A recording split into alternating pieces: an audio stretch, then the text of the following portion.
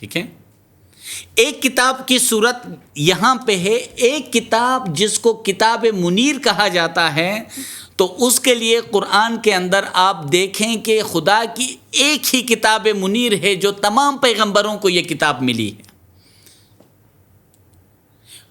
قرآن میں خدا فرماتے ہیں وَإِن يُكَذِّبُوكَ فَقَدْ كَذَّبَ الَّذِينَ مِن قَبْلِهِمْ جَاءَتْهُمْ رُسُلُهُم بِالْبَيِّنَاتِ وَبِالزُّبُرِ وَبِالْكِتَابِ الْمُنِيرِ۔ اے رسول صلی اللہ علیہ وسلم، اگر یہ لوگ آپ کو جھٹلاتے ہیں تو اس سے پہلے بھی پیغمبروں کو انہوں نے جھٹلایا ہے، جب وہ ان کے پاس روشن دلائل لے کر آئے، کتابیں لے کر آئے، زبر لے کر آئے، صحیفے لے کر آئے، اور کتاب منیر ایک ہی نورانی کتاب لے کر آئے، ایک ہی روشن کتاب لے کر آئے۔ تو دیکھیں کتاب منیر واحد ہے، ہر پیغمبروں کے اپنے اپنے معجزات تھے، لیکن ان سب کے پاس ایک ہی کتاب تھی۔ یہ کتاب کون سی ہے؟ یہ وہ نورانی کتاب ہے جو رسول صلی اللہ علیہ وآلہ وسلم نے فرمایا، اے علی، آپ ہر پیغمبر کے ساتھ باطن میں تھے، میرے ساتھ ظاہر میں ہیں۔ یہ وہی نور علی ہے۔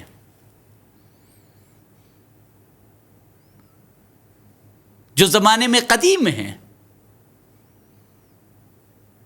تو لہٰذا حدیث مماثلت ہارونی کے اندر جو رسول صلی اللہ علیہ وآلہ وسلم نے فرمایا کہ مجھ سے آپ کی نسبت وہی ہے جو حضرت موسیٰ علیہ السلام کے ساتھ حضرت ہارون علیہ السلام کی نسبت تھی، تو لہٰذا یہاں پہ جو فرمایا گیا ہے کہ ہر چیز کی تفصیل لکل شیء، ہر چیز کی جو تفصیل تھی وہ اس کتاب کے اندر، وہ تمام کتاب کے اندر تھی۔ تو وہ کتاب، وہ نورانی کتاب، کتاب منیر، جس کے اندر ہر چیز کی تفصیل ہوتی ہے، اور ہدایت بھی وہیں پہ ہے، رحمت بھی وہیں پہ ہے۔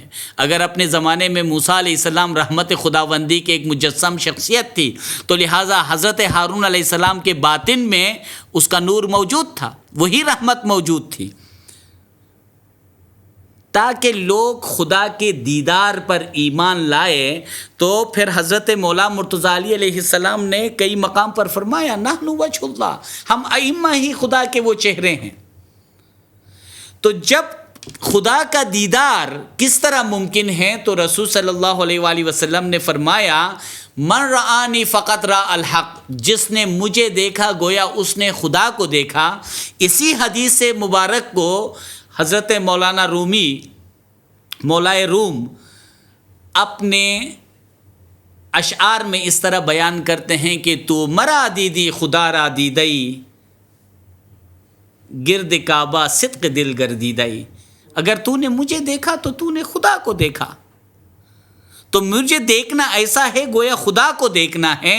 لہٰذا رسول کریم صلی اللہ علیہ وآلہ وسلم اپنے زمانے میں مجسم وہ ہستی، وہ رحمت کہ جس کے اندر ہر چیز موجود تھی، جس کے اندر خدا نے ہر چیز کو رکھا تھا، تو لہٰذا جہاں پہ اس رحمت کے اندر خدا کی رحمت اور علم نے ہر چیز کو اپنے گھیرے میں رکھا، لہذا وَكُلَّ شَيْءٍ أَحْصَيْنَاهُ فِي امام مبین کے آیت کے اندر بھی یہی معنی ہے کہ وہی امام مبین جو زمانے میں بیان کرنے والی شخصیت کہ اس کے اندر ہر چیز موجود ہوتی ہے، لہذا وہی خدا کا وہ چہرہ ہوتا ہے کہ اس کا دیدار خدا کا دیدار ہوتا ہے، اس کے اطاعت خدا کی اطاعت ہوتی ہے، اس کے ہاتھ پہ بیعت خداوند کے ہاتھ پہ بیعت ہوتی ہے۔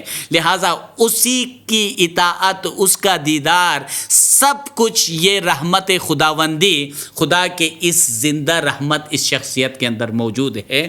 لہٰذا حضرت موسیٰ علیہ السلام کی جو کتاب تھی اس کے اندر ہر چیز کی تفصیل تھی۔ جو اس پر ایمان لائے تو ان کو کیا، وہ کس امید کے ساتھ ایمان لائے؟ وہ خداوند کے دیدار کی امید کے ساتھ، کہ ان کا ایمان تھا کہ وہ خدا کے دیدار ان کو نصیب ہوگا، وہ خداوند تعالیٰ کے اس لقاء کی جو ہے نا وہ امید کے ساتھ، لعلہم بلقاء ربہم یؤمنون، تاکہ وہ خدا کے لقاء کے پر ایمان لے آئیں۔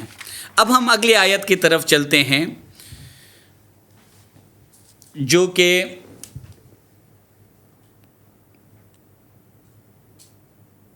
سورہ روم کی آیت نمبر 50، فانظر الی آثار رحمت اللہ کیف یحیی الارض بعد موتها ان ذلک لمحیی الموتى وہو علی کل شیء قدیر۔ اللہ کے رحمت کے آثار کی طرف دیکھیں، فانظر، اللہ کے آثار، رحمت کے آثار کی طرف دیکھیں، کس طرح کیف یحیی الارض بعد موتها، موت کے بعد وہ کس طرح خدا کی رحمت زمین کو زندہ کرتی ہے۔ اب دیکھیں کہ قرآن کے اندر دو طرح کی آیات ہیں، ایک ڈائریکٹ اللہ کی عطا کی بات ہے، وہ صرف انبیاء کے لیے ہے، اور دوسرے مقام پہ کون ہیں؟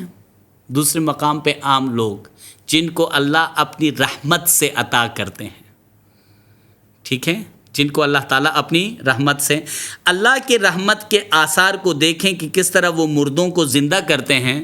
تو مردوں کو زندہ کرنے کا کام کس کا ہے؟ یہ تو حضرت عیسیٰ علیہ السلام کا معجزہ تھا۔ اور پھر کن مردوں کو زندہ کرنے کی بات ہے؟ کس زمین کو زندہ کرنے کی بات ہے؟ زمین عالم شخصی کو زندہ کرنے والی شخصیت کون ہوتی ہے؟ زمانے میں اللہ رب العزت کا وہ خلیفہ جو ان کا نمائندہ ہے، اس کے علم، اس کی حکمت اور اسی کی ہدایت کے اندر حقیقی معنوں میں زندگی ہے، جس کو زندگی کہا جاتا ہے۔ اسی لیے حدیث قدسی کے اندر فرمایا گیا، یا بنی آدم اطیعنی اجعلک مثلی حیا لا یموت، اے بنی آدم میری اطاعت کرو تاکہ میں تمہیں اپنی مثل بنا دوں اور تجھے ایسا زندہ کروں کہ تجھے کبھی موت نہیں آئے گی۔ قرآن میں دو طرح کے آیات آپ کو ملیں گے، کہیں پہ خدا نے فرمایا کہ میں مردوں کو زندہ کرتا ہوں، کہیں فرمایا خدا کی رحمت مردوں کو زندہ کرتی ہے۔ کیف تکفرون باللہ وکنتم امواتا فاحیاکم ثم یمیتکم ثم یحییکم ثم الیہ ترجعون، انا نحن نحیی الموتى ونکتب ما قدموا وآثارهم وکل شیء احصیناہ فی امام مبین، بے شک ہم ہی مردوں کو زندہ کرتے ہیں۔ تو دیکھیں کہ کہیں پہ خدا نے فرمایا ہم ہی مردوں کو زندہ کرتے ہیں۔ اس میں حکمت کیا ہے کہ اللہ رب العزت کی جو رحمت ہے، جو خزانے سے جو کچھ بھی حاصل ہوتی ہے، کہیں اللہ ان کو اپنی ذات سے منسوب کرتے، اللہ نے اپنی ذات سے منسوب کیا ہے، کیونکہ اللہ کی رحمت سے یہ زندہ ہوتی، ٹھیک ہے۔ زمانے میں اگر آپ جہالت کی موت ہے، آپ کو اگر علم کی دنیا میں آپ کو زندہ کرنا ہے، کون کرے گا؟ مردگان جہالت کو کون زندہ کرے گا؟ وہی شخص زندہ کرے گا جو زمانے میں خدا کا خلیفہ ہوگا، جس کے پاس علم لدنی ہوگا، جس کے پاس روح قدسی ہوگی۔ تو اس روح قدسی کے ذریعے سے ہی تو مردگان جہالت کو زندہ کیا جا سکتا ہے۔ تو پھر مومنین کو روح اور عقل کی دنیا میں کس نے زندہ کیا؟ اللہ رب العزت کی رحمت نے زندہ کیا، لیکن اللہ نے فرمایا میں نے زندہ کیا، ٹھیک ہے۔ تو لہٰذا اللہ نے ان کے کام کو اپنے ذات سے یہاں پہ منسوب کیا ہے۔ اور ان ذالک لمحیی الموتى وہو علی کل شیء قدیر، اور مردے زمین کو موت کے بعد جو ہے خدا کی رحمت ہی کے آثار جو ہے زندہ کرتی ہیں۔ اب آپ دیکھیں کہ دنیا میں ہر چیز کے لیے اللہ نے وسیلہ بنایا ہے، ٹھیک ہے۔ ظاہری زمین تو ظاہری پانی سے زندہ ہو جاتی ہے، لیکن روح اور عقل کی زمین علم و حکمت کے پانی سے ہی در حقیقت اس کے اندر زندگی آتی ہے۔ اب ہم ایک اگلے آیت کی طرف چلتے ہیں۔ یہ آیت سورہ صاد آیت نمبر 10، ام لہم ملک السماوات والارض وما بینہما فلیرتقوا فی الاسباب۔ اس آیت کو ایک ایک پوائنٹ کو سمجھنا ہے۔ میں ذرا اس آیت کے پڑھنے سے پہلے ماقبل آیت کی طرف جاتے ہیں. آیت نمبر 8 سے دیکھیں کہ یہاں پہ کچھ لوگوں کا ذکر خدا فرماتا ہے کہ کچھ لوگ شک میں پڑے ہوئے ہیں. ٹھیک ہے، جو لوگ خدا کے ذکر سے شک میں پڑے ہوئے ہیں، بل لما یذوق عذاب، ان کو عذاب چکھایا جائے گا، عذاب کا ذائقہ ان کو چکھایا جائے گا. ام عندہم، جو لوگ شک میں ہیں ان سے پوچھیں کیا ان کے پاس ہے، ان کی اندیت میں. ام عندہم خزائن رحمتی ربک العزیز الوہاب، کیا ان کے اندیت میں خدا کے رحمت کے خزانے کیا موجود ہیں؟ خدا تو بہت زیادہ عطا کرنے والا ہے، لیکن عطا کرنے کے لیے قانون یہ ہے کہ کیا رحمت کے خزانے ان کے پاس ہیں، تاکہ خدا کیا کہ اللہ عز و جل ان کو وہاب، ان کو عطا کرے، ان کو عنایت کرے. تو کیا ان کے پاس ہے؟ جو شک میں ہیں ان کے پاس تو نہیں ہے. اس کا مطلب یہ ہے کہ جو یقین رکھنے والے ہیں، جو یقین رکھ ازداد کے قانون کو سمجھنا ہے، تو رف الاشیاء بازدادہا، ازداد سے ہی جو ہے نا چیزوں کو، حقیقتوں کو اگر سمجھنا ہے، تو یہاں پہ جو شک میں پڑے ہوئے ہیں ان کے لیے خدا نے فرمایا تو کیا ان کے پاس اللہ کے رحمت کے خزائن ہیں؟ اللہ کے رحمت کے خزائن کون ہیں؟ اللہ کی رحمت جب حضرت محمد مصطفیٰ صلی اللہ علیہ وآلہ وسلم ہے، اس رحمت کے خزائن جو ہے نا آل محمد اور اہل بیت اطہار علیہم السلام ہیں. یہ اللہ کے رحمت کے وہ خزانے ہیں کہ انہی خزائن الہی سے کسی کو اللہ وہاب، عزیز الوہاب کچھ عطا کرتے ہیں. تو جب شک کرنے والوں کے پاس نہیں ہے تو اہل یقین کے پاس تو یہ دولت، یہ نعمت اہل یقین کے پاس تو ہے کہ ان نعمتوں کی وجہ سے تو ان کو عطا ہوگی. اور پھر فرمایا گیا کہ ام لہم، کیا ان کے پاس ہیں ملک السماوات والارض وما بینہما، آسمان اور زمین کی بادشاہت یا جو کچھ اس کے بیچ میں ہے. فَلْيَرْتَقُوا فِي الْأَسْبَابِ، تو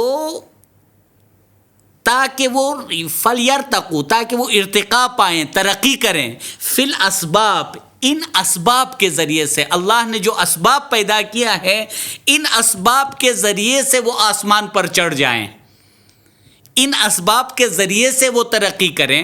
جو شک میں ہیں ان کے پاس کیا یہ نعمت اگر موجود نہیں ہے، تو جو اہل یقین ہیں ان کے پاس اللہ کی طرف سے رحمت بھی ہے، رحمت کے خزائن بھی ہیں، تاکہ عزیز الوہاب پھر ان کو عطا بھی کرتا ہے.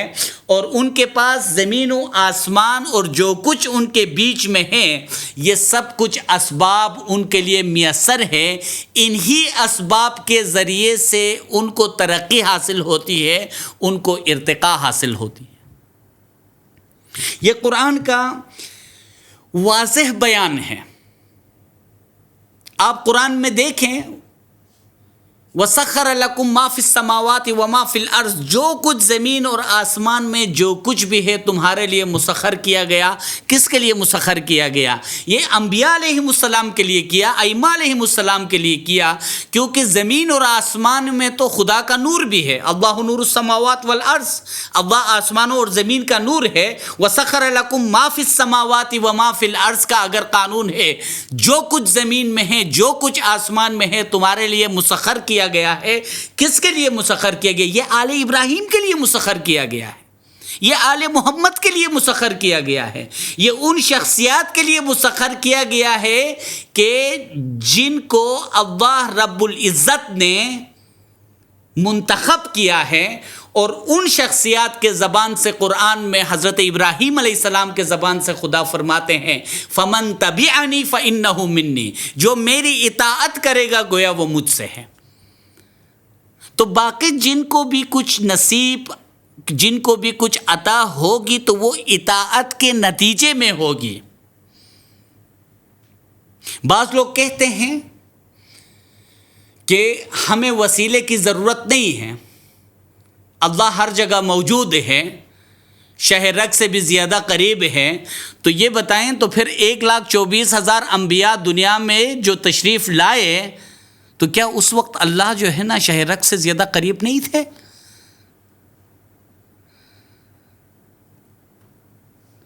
ظاہری طور پر آپ کے پاس کوئی پی ایچ ڈی آ کے آ جائے، ظاہری طور پر اگر جو ہے نا وہ آپ کے پاس موجود ہو تو اس کی علمی مرتبت تک پہنچنے کے لیے آپ کو کئی ذرائع سے اس کی علمی مرتبت پہ پہنچنا پڑے گا.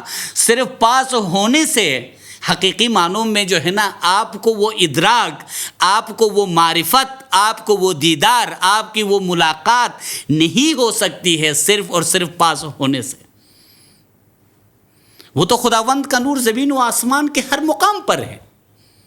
لیکن وابتغوا الیہ الوسیلہ، خدا تک پہنچنے کے لیے وسیلہ تلاش کرو. تو خود خدا نے فرمایا اور آسمان تک پہنچنے کے لیے فلیرتقوا، تاکہ ترقی پائیں، ارتقاء پائیں، چڑھ جائیں. کہاں پہ؟ فی الاسباب، ان اسباب کے ذریعے سے. کیا ان کے پاس بادشاہت ہے؟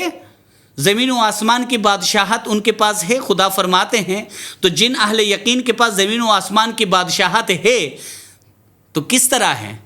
کیونکہ خدا نے آل ابراہیم کو عظیم سلطنت اور مملکت اور عظیم بادشاہت عطا کی ہے، لہٰذا اس عطا کے بدلے میں جو آل ابراہیم کی اطاعت کریں گے اسی عطا سے آل ابراہیم ہی ان کو کچھ عنایت کریں گے، کچھ عطا کریں گے.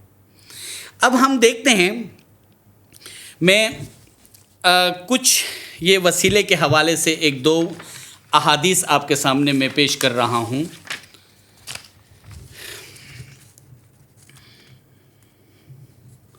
یہ صحیح بخاری کے اندر کتاب الاستسقاء روایت نمبر 1010، ٹھیک ہے. جب خشک سالی کی وجہ سے لوگ قحط میں مبتلا ہو گئے تو خلیفہ دوم عمر بن الخطاب نبی صلی اللہ علیہ وآلہ وسلم کے چچا عباس بن عبد المطلب کو وسیلہ بنا کر بارش برسنے کی دعا مانگتے تھے. کہتے تھے اللہم انا کننا نتوسل الیک بنبینا، اے اللہ ہم اپنے نبی کو، نبی صلی اللہ علیہ وآلہ وسلم کو وسیلہ بناتے تھے تو تو بارش برساتے تھے. فاستقینا یعنی اللہم انا کننا نتوسل الیک بنبینا فتسقینا، تو آپ بارش برساتے تھے. وَإِنَّا نَتَوَسَّلُ إِلَيْكَ بِأَمِّ نَبِيِّنَا فَاسْقِنَا، تو فرمایا کہ آج ہم نبی صلی اللہ علیہ وسلم کے چچا کو وسیلہ بناتے ہیں تاکہ تو ہمیں بارش برسا دے. تو پھر بارش برس گئی. بارش برسنے کی دعا کس طرح کرتے تھے؟ آج عالم اسلام کے اندر ایک بہت بڑی تعداد جو کہ خلفاء کے زمانے میں رسول صلی اللہ علیہ وسلم میں بھی دنیا سے تشریف لے گئے ہیں، رسول صلی اللہ علیہ وسلم کے خاندان والوں کو وسیلہ بنائے بغیر خدا ظاہری بارش نہیں برساتے تھے. آپ اندازہ کریں. اور جو خود رسول صلی اللہ علیہ وسلم لحم کا لحمی دم کا دمی، آپ کا گوشت میرا گوشت، آپ کا خون میرا خون فرمائے، جس کو رسول صلی اللہ علیہ وآلہ وسلم صاحب تعویل فرمائے، جس کو رسول کریم صلی اللہ علیہ وآلہ وسلم اپنی نبوت پر، خدا جس کو رسول صلی اللہ علیہ وسلم کی نبوت پر گواہ قرار دے، جس کا نام عرش کے نیچے جو ہے نا لکھا ہوا ہو، جس کا نور دنیا میں قدیم ہو، جس کے لیے رسول صلی اللہ علیہ وسلم نے فرمایا کہ انا و علی من نور واحد، میں اور علی ایک ہی نور سے ہیں. تو کیا اس سے وسیلہ نہیں مانگا جا سکتا ہے؟ اس سے مدد نہیں مانگی جا سکتی ہے؟ جب خدا کی تمام رحمت نے، علم نے سب چیز کو اپنے گھیرے میں رکھے، علم اور رحمت مولا رسول صلی اللہ علیہ وسلم کی ذات اس کا دروازہ مولا مرتضیٰ علی علیہ السلام کی جب ذات اقدس ہے تو کیا ان شخصیات سے مدد نہیں مانگی جا سکتی ہیں؟ ایک اور حدیث میں آپ کے سامنے پیش کرتا ہوں. اس حدیث کے اندر اس کو سنیں. روایت ہے کہ میں نے ایک شخص کو دیکھا. یہ ابو جرائی جابر بن سلیم سے روایت ہے کہ اس نے کہا میں نے ایک شخص کو دیکھا کہ لوگ اس کی رائے کے مطابق عمل کرتے تھے اور وہ جو کچھ کہتا اس کے مطابق چلتے ہیں. میں نے پوچھا یہ کون ہے؟ انہوں نے جواب دیا رسول خدا صلی اللہ علیہ وسلم. آپ دیکھیں. میں نے کہا کیا آپ رسول خدا ہیں؟ اس نے کہا میں رسول خدا ہوں جو تم پر سختی آتے وقت تم اس کو پکارو تو تم سے سختی کو دور کر دیتا ہے، اور جب تمہیں قحط سالی کی مشکل پیش آئے اور تم اس کو پکارو یعنی رسول کو پکارو تو وہ تمہارے لیے گھاس اور فصل اگاتا ہے، اور جب تم ایک میدان یا کہ وسیع بیابان میں ہو اور تمہارا اونٹ اس میں بٹک جائے اور تم اس کو پکارو تو وہ اس کو تمہارے پاس واپس لاتا ہے. السنن کبیر، سنن الکبیر کے اندر یہ حدیث نمبر 21,133. یہ جلد 21 ہے. جلد 21 کے اندر 21,133 نمبر کی حدیث کے اندر یہ ہے کہ رسول صلی اللہ علیہ وسلم فرماتے ہیں کہ میں گھاس اگاتا ہوں. جب کوئی مجھے پکارتا ہے تو پھر جب یہ صحابہ کے زمانے میں بھی جب یہی قانون تھا کہ جب خدا نے اپنے پیغمبر اکرم صلی اللہ علیہ وآلہ وسلم کو رحمتوں کا ایک مسکن اور خزانہ بنایا ہے تو کیا میں اور آپ یہ کہیں گے کہ نہیں مجھے ڈائریکٹ خدا سے چاہیے؟ جو رحمت کا دروازہ، جو رحمت کا خزانہ بنایا ہے مجھے اس سے وابستگی یا اس وسیلے سے رجوع نہیں کرنا ہے. تو لہٰذا رسول صلی اللہ علیہ وسلم نے ایک اور مقام پر فرمایا کل دعاء محجوب حتی یصلی علی النبی. ہر دعا کو اللہ تعالیٰ روک دیتی، ہر دعا کو اللہ تعالیٰ روک دیتا ہے جب تک نبی کریم صلی اللہ علیہ وآلہ وسلم پر صلوات نہ پڑھی جائے، درود نہ پڑھی جائے. جب تک رسول کریم صلی اللہ علیہ وآلہ وسلم پر درود نہ پڑھی جائے خدا ہر دعا کو اللہ روک دیتا ہے. تو اب آپ دیکھیں کہ جب اللہ ہر دعا کو روک دیتا ہے جب تک نبی صلی اللہ علیہ وسلم پر درود نہ پڑھی جائے تو درود کے اندر کیا حکمت ہے؟ ان اللہ و ملائکتہ یصلون علی النبی یا ایھا الذین آمنوا صلوا علیہ وسلموا تسلیما. اللہ نے فرمایا کہ اللہ اور اس کے فرشتے نبی کریم صلی اللہ علیہ وسلم پر صلوات بھیجتے ہیں، اس لیے ایمان والو آپ بھی نبی کریم صلی اللہ علیہ وسلم پر صلوات بھیجو. تو دیکھیں ہم کیا صلوات بھیجتے ہیں؟ اللہم صلی علی محمد و آل محمد. اے اللہ تیری رحمت یا تیرے صلوات محمد و آل محمد پر نازل ہو. تو اللہ نے تو قرآن میں فرمایا کہ ہم نے اور فرشتوں نے کب کے بھیج دیے. وَكَانَ أَمْرُ اللَّهِ مَفْعُولًا. اللہ تعالیٰ کا ہر کام ڈن ہے، آلریڈی اللہ کا کام ہو چکا ہے. وَكَانَ أَمْرُ اللَّهِ مَفْعُولًا.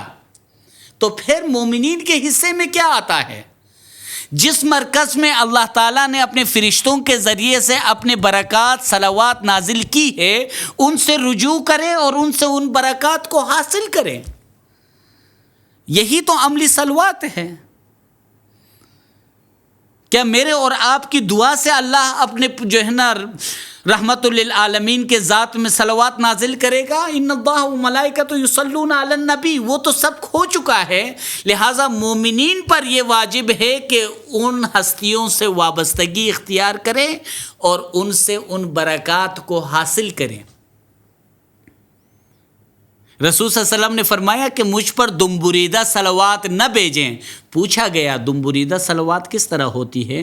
رسول صلی اللہ علیہ وسلم نے فرمایا اگر صرف مجھ پر صلوات بھیجتے ہیں اور میری آل پر صلوات نہیں بھیجتے ہیں. تو انشاءاللہ کچھ اور آیات ہیں رحمت خداوندی کے حوالے سے اور کس طرح اللہ رب العزت اپنی رحمت کے ذریعے سے اپنے خزانے سے مومنین کو نوازتا ہے. لہذا اگر کوئی شخص یہ کہے کہ مجھے اللہ کے خزانے سے نہیں چاہیے، مجھے اللہ کی رحمت سے لینا دینا نہیں ہے، بلکہ میں اللہ سے ڈائریکٹ لوں گا، تو وہ جو ہے نا وہ خود جانتا ہے۔ لیکن ہمیں ہمارے بزرگان دین نے جو کچھ ارشاد فرمایا ہے، جو کچھ قرآن کے اندر خداوند نے فرمایا ہے، اور جس مقام پر خدا نے اپنی رحمت کو نازل کیا ہے، وہی رحمت اور علم سے دنیا میں تمام برکات بھی وہاں سے حاصل ہو سکتی ہیں، مدد بھی وہاں سے حاصل ہو سکتی ہے، عطا، عنایت، روحانی ترقی، علم و حکمت، جتنی بھی برکات ہیں وہ اسی مقام سے کسی کو حاصل ہو سکتے ہیں۔ اس کے علاوہ کسی کو دنیا میں ہمارے عقیدے کے مطابق کچھ بھی نہیں ملے گا، جب تک وہ رحمت للعالمین حضرت محمد مصطفیٰ صلی اللہ علیہ وآلہ وسلم کے ذات اقدس اور ذات بابرکت سے وابستہ نہ ہوں، تو تب تک خدا کی رحمت اور خدا کی نعمات کو کوئی شخص حاصل نہیں کر سکتا۔ انشاءاللہ ہم مزید کچھ دلائل کے ساتھ، کچھ قرآنی آیات کے ساتھ اس موضوع کو ہم آگے بڑھائیں گے۔ بہت بہت شکر گزاری آپ تمام کو، یا علی مدد۔ اور آخر میں ایک مرتبہ پھر زمانے کے امام حضرت مولانا شاہ رحیم الحسینی حاضر امام صلوات اللہ علیہ کے بابرکت نام پر عشق اور محبت کے ساتھ صلوات پڑھتے ہیں۔ اللہم صلی علی محمد و آل محمد۔